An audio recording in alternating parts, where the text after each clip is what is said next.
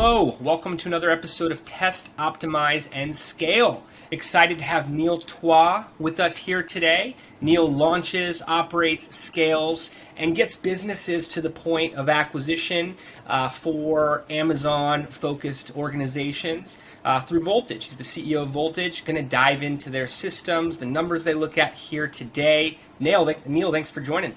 Thanks. Great to have me. Great to be here. Great to have me here. I'm usually the podcast host sometimes, not always the guest. So we'll do best. Yeah, we're going to talk about Amazon today. Sounds like. Absolutely. And I've had other podcast hosts on before. The lines get blurred a little bit. It's hard to tell who's the host at times. So I'll try to be a good guest, I promise. No. Just looking forward to a good organic conversation across the board. Excellent. And was very impressed by everything that you guys do, the processes that you implement and really use to identify the best candidates to take through your model. Was hoping we could start with your story and then get into a bit of your systems, your Absolutely, man. From there. Well, to borrow a phrase from Jim, from good to great, I'm a hedgehog. If you don't know what that means, I recommend you go look at that book. It's still very relevant, good to great. So in the last 8 years, we've very much hedgehogged into Amazon, specifically with brand building around FBA. We found the ability to deploy capital, work in a 90-day cash flow plan, and really build a business brand around that ecosystem was the fastest way for us to test a market, test a brand, and determine whether or not we were over the target, that we had found the right avatar, and that our product had met that avatar. And because it has a lot of buying traffic, well over 100 million, usually over 200 million people a month looking to buy things on Amazon, well, that's where we took our products. It made a lot of sense to really play with that market. Unlike a Google or other places where there's a lot of information questioning going on, we all know why we go to Amazon: to spend money. In fact, in my house, we call it subscribe and spend, not subscribe and save, because technically you save money, you don't spend it. But that's not exactly what happens when Amazon shows up at 4 times a week at our house, especially because we live a little more remote and it's just easier to have them bring it to us than to travel to the locations. But I've always been fascinated by e-com. I've been fascinated since the college days, although I went to school on a full-ride music scholarship. I thought I was going to degree in music. With a classical and jazz focus, maybe get into a band or get into an orchestra or do something with my life in music. I found by my 3rd year, I was going to live in a van down by the river. I was going to be poor. I was going to be one of those guys. And I'm like, well, this isn't going to work. What can I do? What am I interested in? At that point, in my 2nd year of college, I'm going to date myself a little, Jason. The internet was coming online. Yay! Like everybody else who's like, I'm on my cell phone, dude. That's so boring. No, but internet was coming on. 46DX 280s were coming in, and we had 16 megs of RAM, and we had 400 megabyte hard drives, and we were cruising. But it was all about what to do with the internet and what happened then. And because I was in university, they had the capital to deploy, and so they started buying up all these machines, and they were putting Windows 3.1, and it was like, wow, what is all this really cool stuff? At that point, we were just using green screens and email inboxes on the little green screen. You hit I and you hit C for compose. You remember that, right? Maybe somebody does. Anyways, we were still tearing off printer paper at that point. It didn't come in individual sheets like it's so sophisticated now. Back then, you had to tear the paper and not screw the whole thing up, or you'd have to print your paper off again. But I realized that I wanted to get into more business and computer science. And as I went down to learn more about that, they said, hey, we can teach you COBOL and Fortran. I'm like, great. You're going to be working in servers and mainframes. I'm like, that is not what I want to do. Like, I want to learn about the internet more and e-com. And I just started a little website that 3rd year called The Bargain Guys. And it was a little website for the local community of our college to swap things, like a local eBay. And so I'd kind of gotten my brain around the concept of that, making money through that medium, and I was really hooked on it. They said, hey, we can't help you here. So I jumped to another college where they had a computer science degree. I lasted all of about 2 months. Where I met a guy who said, you could do a lot better if you got into a corporation, because he was working out of a corporation, and he said, hey, I'm making, $60 an hour. And I was like, dang, that's actually really good. So I jumped out of college and went and got a job. And that sounds really weird. It sounds counterintuitive, but at that point, I couldn't learn e-com. No one could teach me. Nobody knew. There was no track. There was no way to go.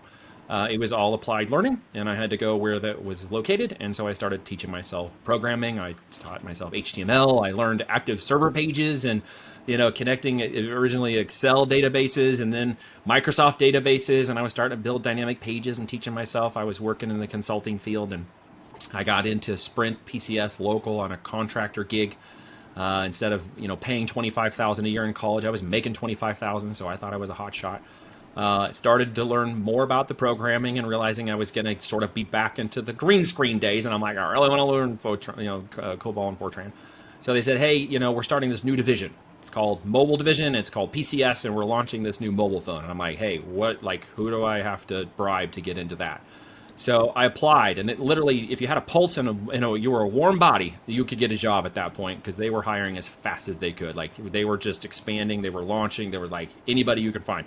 So that was a little bit of luck, and I got in there because I still didn't have a degree. So they hired me in to oversee the 50,000 web pages that were managing the mobile division when it went to market, with about 5,000 or so customer reps who were on the phone trying to help people figure out, like, why did my battery die in an hour and a half? Because it was just a big brick. They call it the brick phone. I remember the big gray thing with the antenna. It's really cool. Died really fast. So many customer problems. So they said, we really got to help these people faster. So we got to build a database, a knowledge driven. We got to get more intuitive. And so there's a company came in, and I got to be one of the lead operators helping to deliver this knowledge management driven project. And I got really good at it. Got really good at the business management. Said, hey, this is maybe a good aptitude for me, and had good success with that project. At which point, Sprint hired IBM to come in and kind of help them move it to the next level. And so I worked for about a year on that project. And the partner at IBM said, hey, you're pretty good at this. Why don't you come to work for IBM? I said, cool. So he flew me to Armonk, and literally on a handshake, I was inside of IBM. So I spent about 5 years in IBM implementing knowledge management systems, latent semantic and search engines and stuff, basically into most of the other mobile companies. And I got to hang out on Wall Street for a while and live in New York in Manhattan, which was a lot of fun. Got to see the world and basically traveled every week for years. I got to be a road warrior, and that got to be really old, although a lot of fun. I met a girl, ding, ding, ding, life changes, right? And said, I may want to settle down at some point. About that time, IBM said, hey, you go right ahead and settle down. We're taking your whole division into Argentina. You can stick with us and go to Argentina, or you can take early retirement. And that was in 2007. And I said, hey, what a better time to keep going and expanding my belief in e-com and my desire to do that more, and maybe focus on this little business I created, this little game server business. Had about 20 servers, had about 20,000 customers. It was a VoIP server to basically find a need and fill it. And that was, at that point, you could do multiplayer games, but there was no way to talk to each other. And we take that as like common now, like with Zoom and other things. Well, we set up a server that allowed people to talk to each other while they were multiplayer gaming. So we had all these people, and it was like, hey, I was doing that as my side hustle, right? And I said, okay, well, I'll jump out. I'll do this for whatever. And then I really got interested in how to acquire those customers, which led me into internet marketing and led me into learning how to do internet and paid traffic and all this stuff, which is a whole new world to me. And because it was becoming mobilized and I had all that experience in mobile, I said, well, let's run mobile traffic. How do we do that? How do I run ads on mobile phones? And, Facebook wasn't there, and AdWords wasn't there, and none of those web interfaces were all there. And I got hooked up with a company that was kind of just coming into the market, and they were like, hey, we don't even have a web interface, but if you send us, we got a deal with the mobile divisions, and we got like 5 different ones around the world. And if you just send us your spreadsheet creatives, and we'll upload it in the system and see what happens. And I'm like, oh, this is interesting. So I just started uploading spreadsheets into their systems to see what happened. And believe it or not, the weirdest thing, we landed on a dating offer in South Africa that went like crazy. And suddenly we were profiting like $1,000 a day on this ad. And so it just took off like mad. So I was honing my skills in the mobile and did a lot more in the mobile as the interfaces caught up and things went, and finally Facebook started to catch up. And so a lot of the offers started to change around 2008, 9, and 10. They started to move towards the e-com side of physical products and a little bit off the digital and the installs. And while it's still a big deal, there was a market shifting towards physical products. And so I started to follow that and saying, what if I created my own product? How do I do that? And so I got involved in a couple companies that were very focused on moving those products, and I was driving the leads for them. And so I got to see kind of how it worked. And it was like, hey, I can create my own offer. Why don't I own the offer and the traffic? Like, just put the two together. So I kind of reinvented myself again a little bit and started moving into the physical brand creation, product creation side. And happened upon a friend in Facebook who said, hey, I just listed something on Amazon and sold it. And I'm like, what? You can do that? You could sell on Amazon? Like, everybody knows about eBay. Like, we have, historical eBay accounts. And I'm like, this better not be an eBay, because I really have no interest in doing that. And so I pulled him aside, and he had a call, and he said, no, I'm listing products, and you can flip it, and it's really easy to sign up, and you can find all these products and sell them. And I was like, well, that's fascinating. So I started to do that. realizing very quickly that Amazon itself is a giant search engine. You go to the .com, it's like Google.com, but for products. And when I realized that it was a learning engine, I went back immediately in my mind to the IBM days when we were programming these knowledge-based systems, these latent semantic search engines. And I remember the conversations with the double docs and MIT about machine language learning and artificial intelligence and how it was programmed and all the data points and stuff. And a lot of that came back to me, and I said, hey, I wonder if it's working a lot like those other systems. And so I started to play around with it and started throwing products and listings and playing with the system, and all of a sudden started to realize, yeah, it's just a big search engine, and it's learning, and it wants to know if you're the best product. And it wants to know if you're going to make Amazon more money or you're going to overcome your competitors. And it's like there's a certain amount of data points it wants to know, and it wants to dance with you. And when you dance with it the right way, it responds correctly. And even if I'm not the best product, I can beat the best product in the market. And suddenly when I realized that, it was like lights opened up and, and the angels came down, and it was like, launch every freaking thing you can at this, right? So we started to borrow capital and get products, and we started in around 2013 building brands after spending about a year of just throwing products at the market to see what would stick. And we would throw products in, in 24 hours, make $5,000 in profit. It was just going insanely fast. And so we just started to develop brand and product and brand and product. By 2016, we had 8 of those companies running. We had collectively, through myself and a couple of our lead folks, we taught how to do this. It had already gone well over 20 million in sales. By the time we got into around 2018 or so, I had a couple of additional clients who we taught how to go from zero to sales. One of them accomplished 40 million in the first year. And by that point, we'd done over 100 million in sales on Amazon's FBA channel for myself and my clients and our partner companies. And so at that point, we knew this was we systematized, we built a big model, and we learned how to get brands ranked in Amazon, how to build great products, and more importantly, how to build great companies.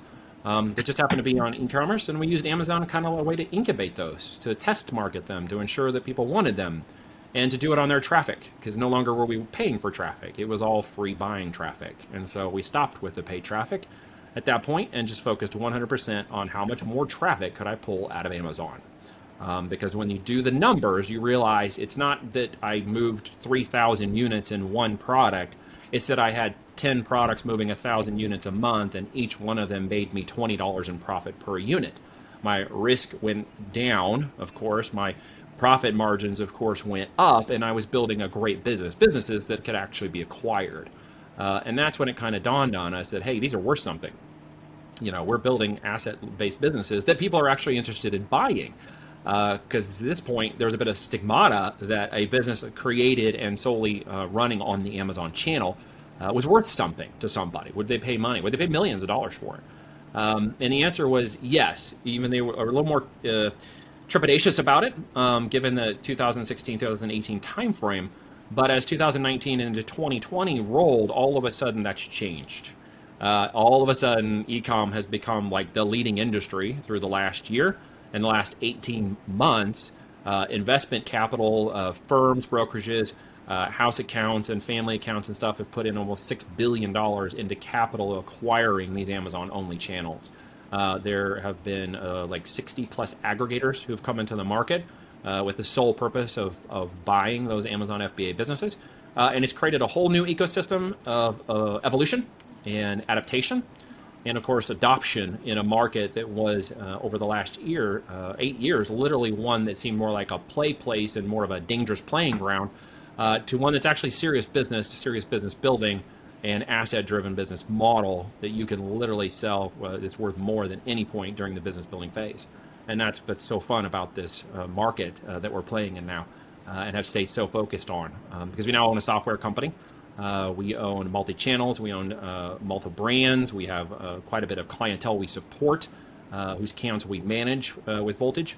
And of course, we're into selling and acquiring these companies as well.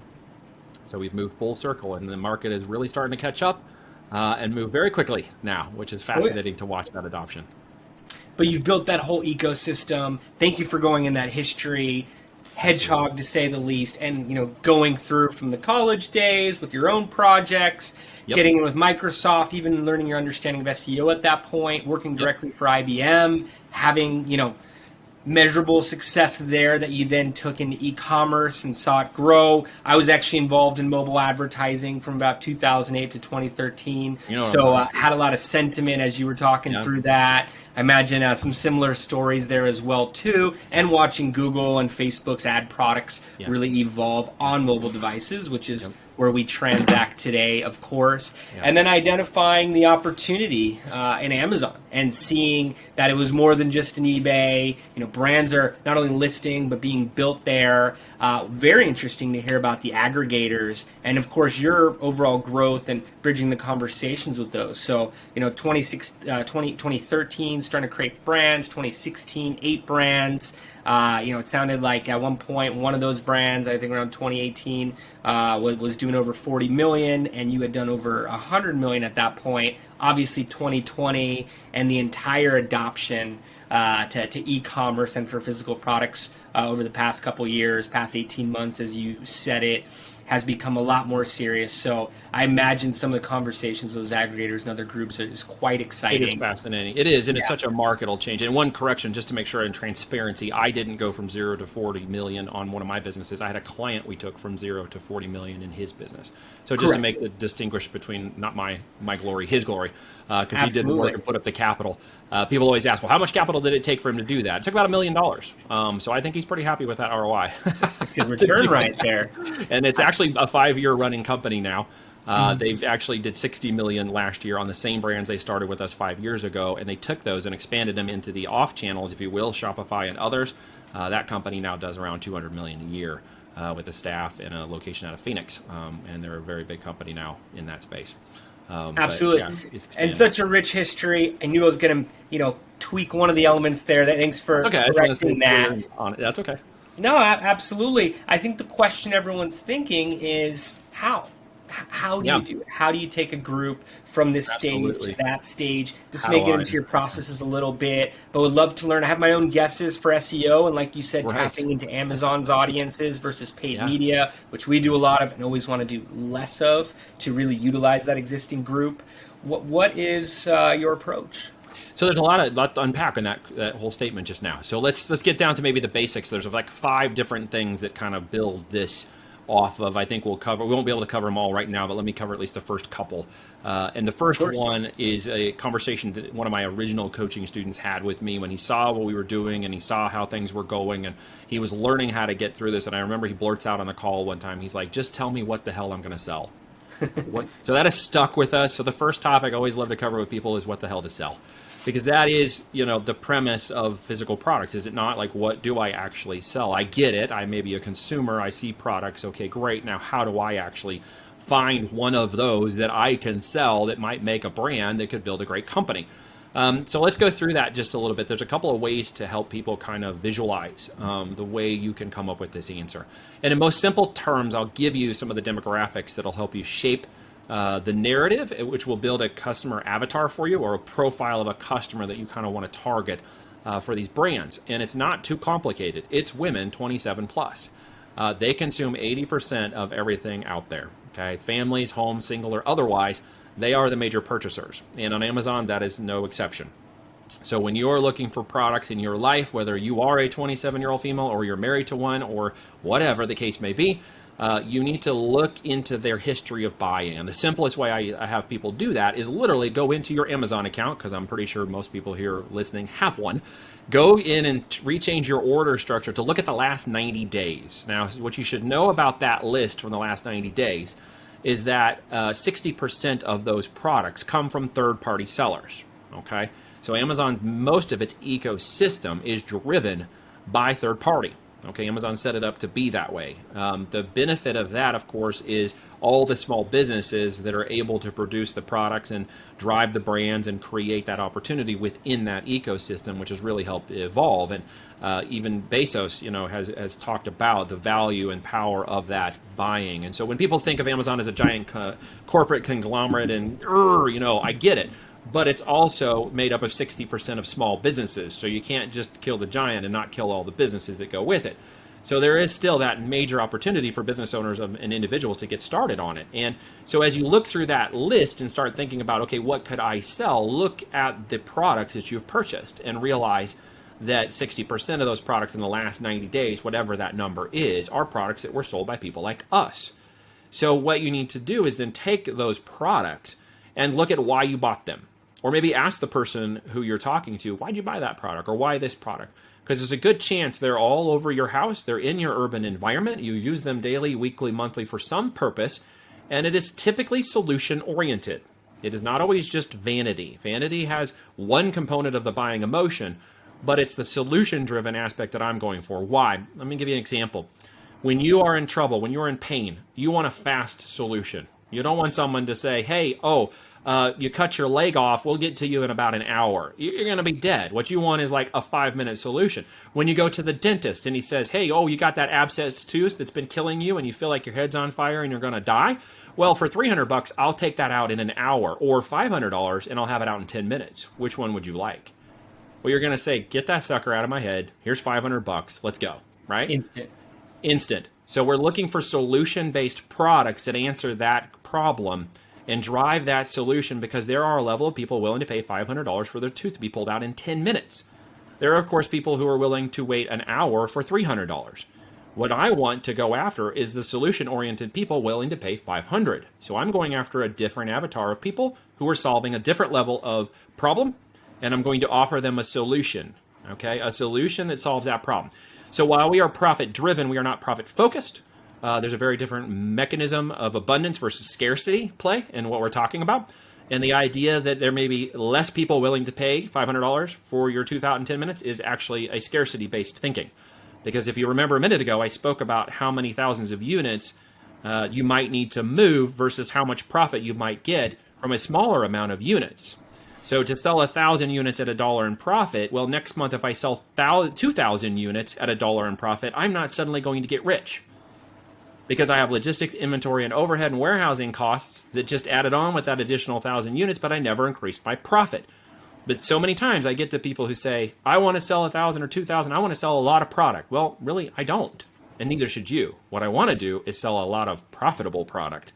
And whatever that amount is, as long as that business is profitable and that one product is profitable, I can take that one profitable product, and turn it into 100 other profitable products just like it. So as we look at this from a different perspective, it isn't about how much profit we have as an overall, it's how much profit there is per unit and how I weigh the cost of that against the goods, the services, the advertising, the warehousing, and the logistics that are required to make that product move from my warehouse to Amazon's warehouse, from the manufacturer to Amazon's warehouse, through a third party to Amazon's warehouse, and into the hands of the customer, because that's all that really matters. And that they are buying something that's solution oriented, so they love it. They love it. It solves their problem in 10 minutes, and they're willing to come back and buy another one or something else from me and pay 100% profit for it because they already recognize my brand. Right? Now we're talking about average order value, which is a whole different level for people paying $500 for a $10-minute tooth solution than those who are willing to pay $300 for an hour. It's a whole different value, okay? So we're looking to increase that order value by attracting people who pay $50 to $300 for retail products. So what you'll do at your first level analysis in answering that question, what the hell do I sell, is to go into your list and take a first level analysis. Is it solution oriented? And can I name somebody who has used it, even myself, and what was the solution-driven aspect of it, and why did I pay for that product? Would there have been one maybe more expensive that I could have paid for? Okay, because not everybody is just driven by price, and this is a misnomer in answering the question. And as a business owner who's trying to follow that solution, I definitely want to stay involved in what that avatar is doing and what they're thinking, and why they're buying that product, or even additional products they would purchase to solve the other components of that solution, that they're willing to look at me and say, you solve all those problems, I'll spend $1,000 with you this year to solve those problems. Now we have a whole different type of business model. Yeah, and that's an attractive lifetime value, beyond just the initial AOV.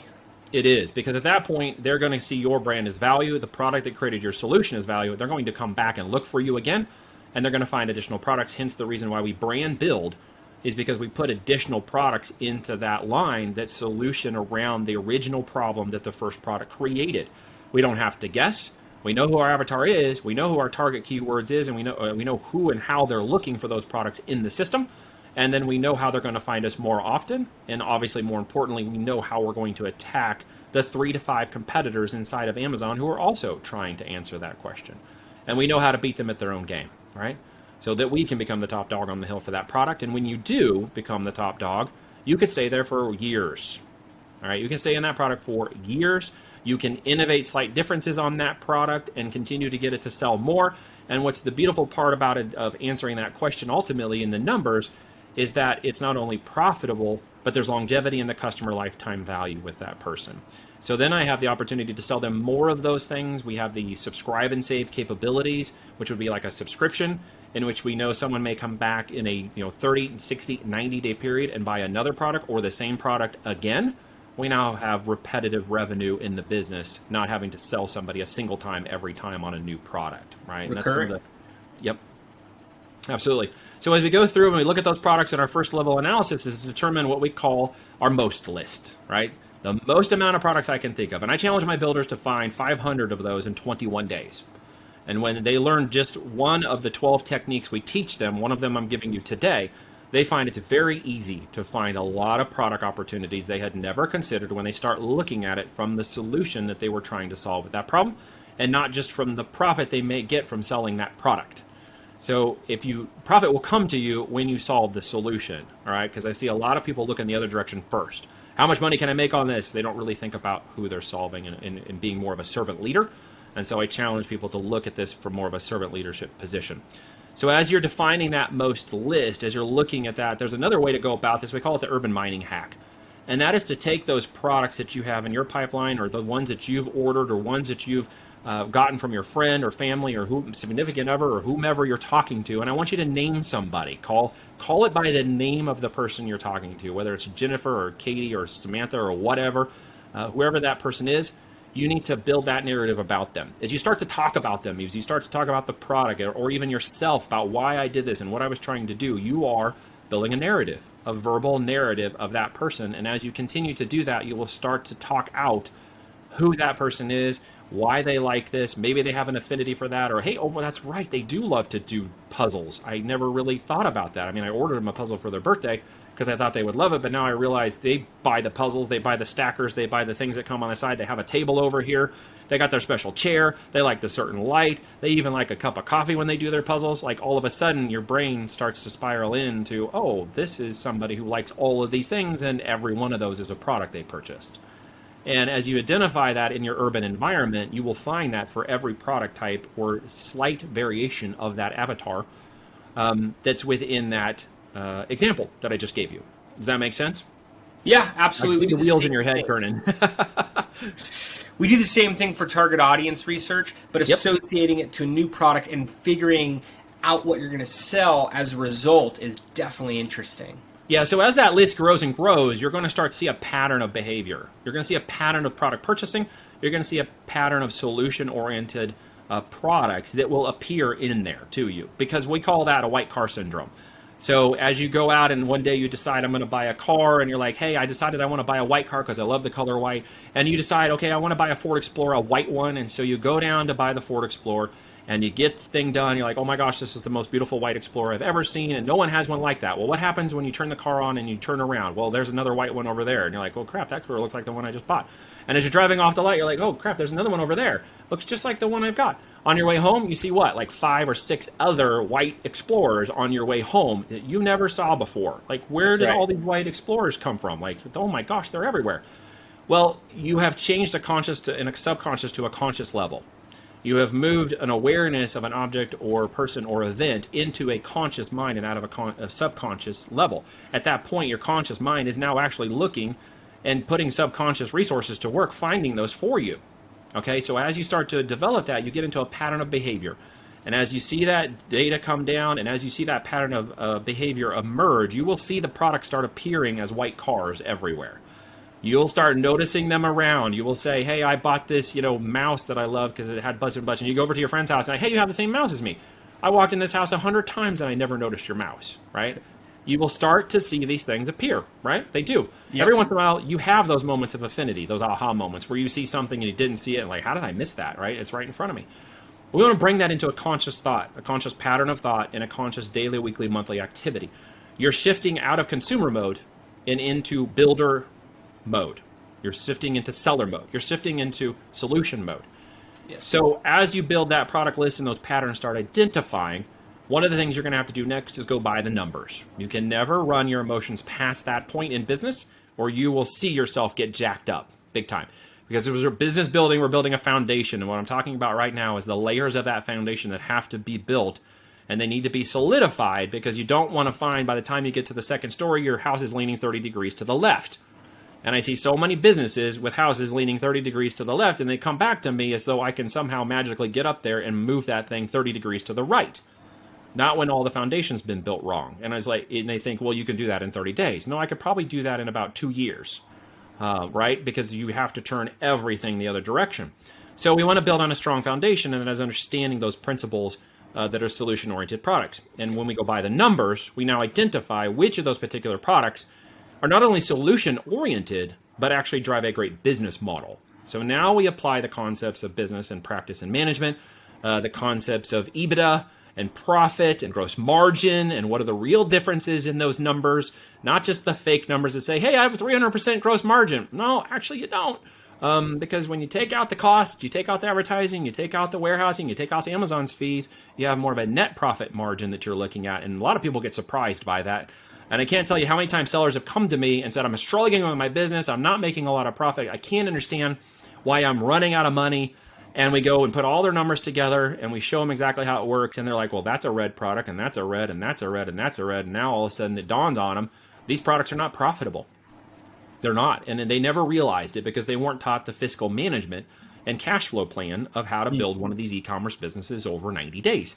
They were just taught to throw it up there and hope it sells really well. And oh, by the way, if you sell 1,000 units this month and 2,000 next month, all your dreams are going to come true. Yay! And that's not how it works. Exactly. They didn't do the proper research at the beginning. They went from that 1,000 to 2,000, maybe only making $1 per product all the way up, and then finding once they measure out the cost of goods, ads, fulfillment, Amazon costs, they're actually in the red. Are they optimizing towards the best products at that point, or are they not until they know exactly what to look for? So let's go by the numbers for a second. Explain what you should actually look for, right? There's a phrase that pops up every time at this point, and it is revenue is vanity. You know this one? No, but I see where you're going. I like it. Profit is sanity, yes, and cash flow is king, right? So I've heard the last part, of course. We got to remember this, right? So many people fell on that revenue in vanity. Oh, I'm in the bestseller badge, and I'm moving 2,000 units, but I'm not profitable. I've got all this vanity around me, right? Profit makes it sanity because you have something to pay yourself, pay your employees, keep the business running, order new products, and keep going. But ultimately, that is not important unless you have cash flow. And cash flow is determined by products that continue to be in demand, products that continue to sell, and of course, products, that sell profitably. Yes. And that's really important, how those things connect together. Because as we move units, we just talked about all that revenue, but we're not talking about the most important parts. So let's get to that criteria. That is really understanding that there are costs to moving a single unit of product, okay, from a warehouse creation all the way through getting it into the customer's hand. That whole supply chain is what we call landed cost, okay? That's the cost of the product, what is referred to as the cost of goods. That is overhead, which is Amazon's initial 15% roughly on average, what we shoot for. It can be higher or lower based on categories, but we shoot for product categories that keep around 15% so the numbers work. That is their fee or referral fee for selling a unit in their system. That's using their system, cost of operations, okay? Then we have storage fees and we have advertising fees we set. We have shrinkage and return fees that have to be brought on top of those numbers to ensure that after all of those cost of goods and landed cost is covered, that I actually have a profitable unit that I can sell that has a minimum of $12 in profit per unit. Now, when I get in these businesses that have trouble, like the one I mentioned before, they're typically all sub $10 in profit, and when they haven't advertised their cost of goods yet and put on their advertising costs, by the time they add that additional cost per acquisition on top of that, they are now down to $1 in profit. And they wonder why in the world they're not making any money, right? I've got $10 in profit, but after advertising costs and stuff, you don't. So how do I compete? Well, I make sure I'm the profitable product. That means a minimum of $12. Now, we typically are ending up around $20 to $75 in profit per unit.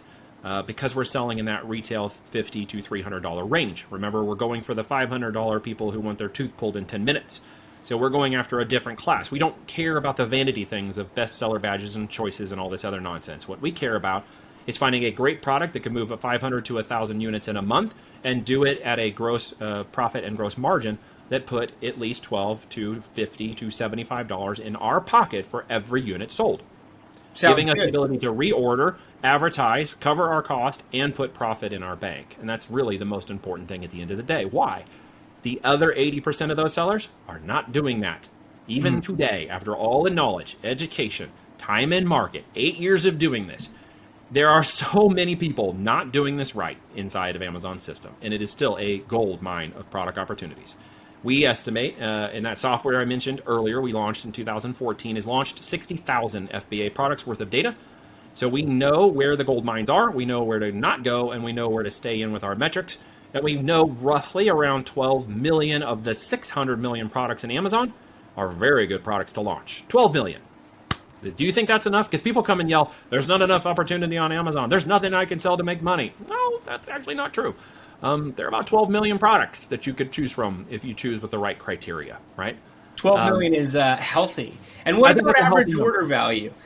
You say $20 to $75, $12. Is it the right line of thinking to say, hey, I should sell higher priced items, maybe Absolutely. electronics? So our retail prices, again, are going to be $50 to $300 in range. So we got products that 50 to sell for $100. We have products that sell for over $200. All right.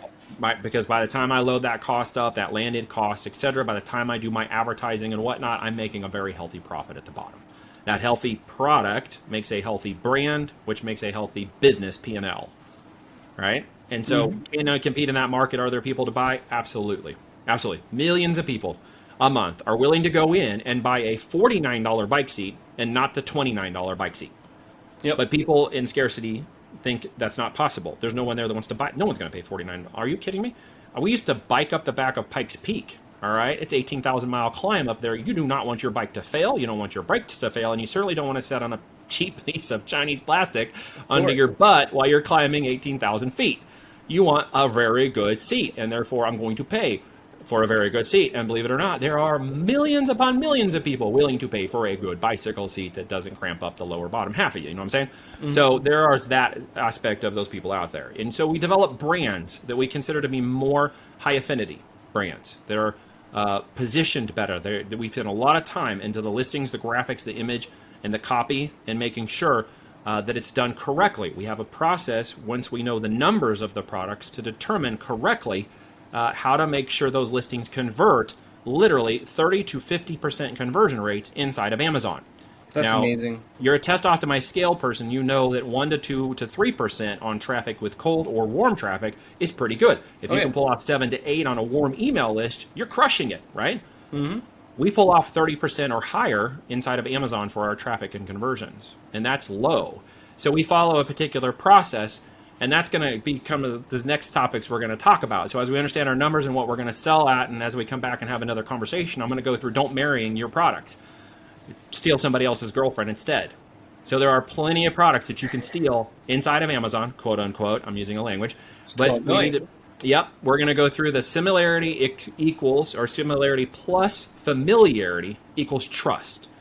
So as we identify that product, we go through our list, we find more products that are more profitable, that have the right profit margins and have the right opportunity to sell for the right numbers at the right criteria. We then are going to talk a little bit about the market research next.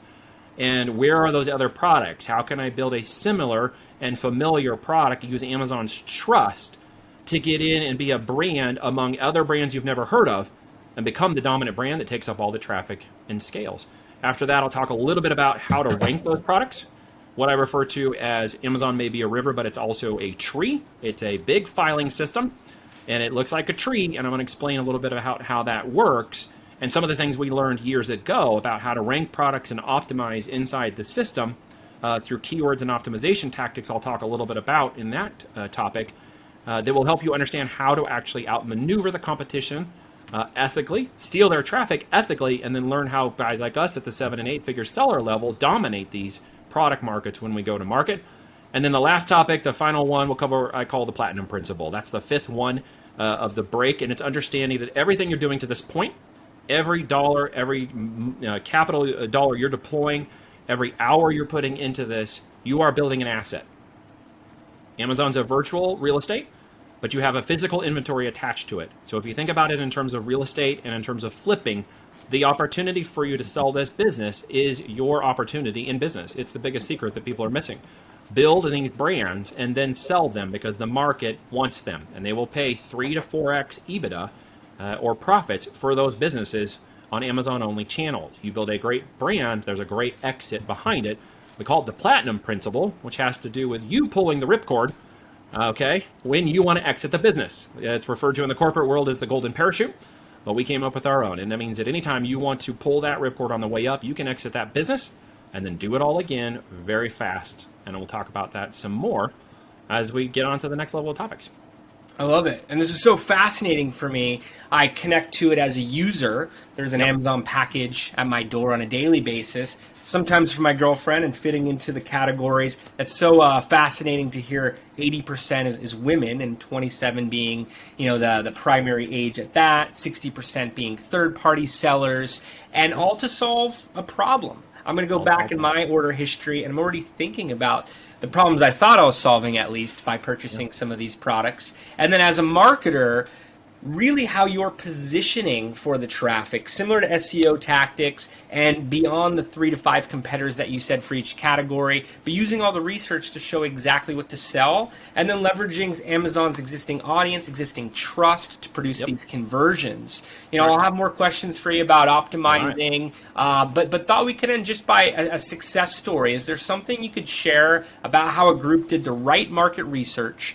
They were able to, maybe optimize and refine their process a little bit, but more importantly, what they did to scale, how they were able to hit these high milestones all the way through.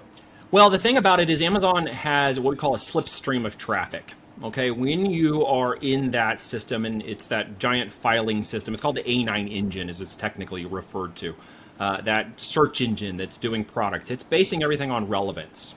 The relevance has the criteria of the consumer's account and the data of their history and spending based on what the algorithm is seeing from other consumers in the market, and of course the sellers that are positioning their products, down to the reviews and the price points and the conversion metrics within this ecosystem. Okay, so as you look forward, what you're doing is you're actually building opportunities to understand that when you get those dialed in correctly, you can enter a slipstream of Amazon's traffic that will rocket you into the sales and into millions of page ones for your product keywords. So if you're fighting the system, if you're not ranking the system correctly, it's very simple. You are not giving it what it wants.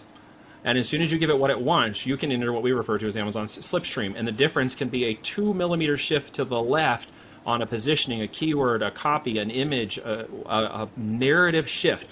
We had a customer who came to us and he wanted to launch a high-end bedding line. And when he went to launch this product bed, he said, here's what I want to take out to market.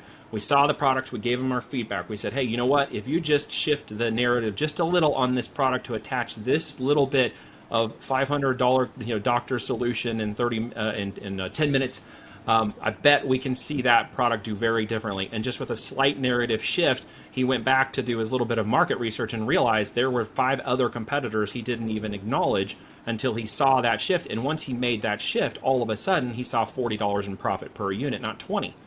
So he shifted the narrative of that product and we took it to market. At month 6, in 45 days, he broke $100,000 in monthly recurring revenues and is on his way up from there. There you go. So it was literally just a shift in narrative to take that to the market, to make the relevance of his product attached to that right narrative, and hit Amazon's slipstream during a 90-day launch process in which we went out over 90 days and he launched that product. And by the time he met full maturity, it went zoop, literally in 45 days right through the roof. He had to slow down because he was running out of inventory. Literally. That was the only holdback, is that he had to get more inventory. But I have example after example in 6 to 12 months of them doing the exact same thing. And it's all a dance. I've got Jesse, I've got Bry, I've got a bunch of business builders who are doing the same thing. And of course, if you want to deploy lots of capital into this space to go faster, there's even multi-brand segmentation, which I'll cover a little bit later, and how to take that little tweak narrative and do it 2 more times into different brands and go after the exact same segment and traffic, where you sort of compete with yourself, but then again, you own all of it when you control it. Love how replicatable it is. Neil, it's such a pleasure to have you on. I look forward to having you back and going through these later stages of your system. Do you have any final notes, and what is the best way for someone to get in contact with you? We have a lot of founders, marketers, VCs that listen. This is going to be intriguing to them. How do they get in touch? Well, I mean, from a professional level, you can go to my LinkedIn, check out my references, check out some of my latest podcasts. Just go to LinkedIn, type in Neil or TWA. I guarantee you won't miss me. Not many of us in there. You can check out my personal professional side, and you can see what we've done in some additional podcasts and stuff. On a professional side, if you want to just go to voltagedm.com, you can see another video we've done with training that goes a little bit more into depth on the Amazon and growth consultancy side, as well as launching these brands. And there's a free video there that explains more about what we do, and you're welcome to check that out. If you happen to reach out to me, just use the keyword Jason in there so I know that it's you. Excellent. Well, want to thank everyone for joining today. Neil, thanks again. We look forward to having you back on, and everyone who's listening, bringing you back for the completion of these recommendations of Neil's system. And we'll see everybody next time. Thanks for having me, Jason. I appreciate it. Thanks, Neil. Take care.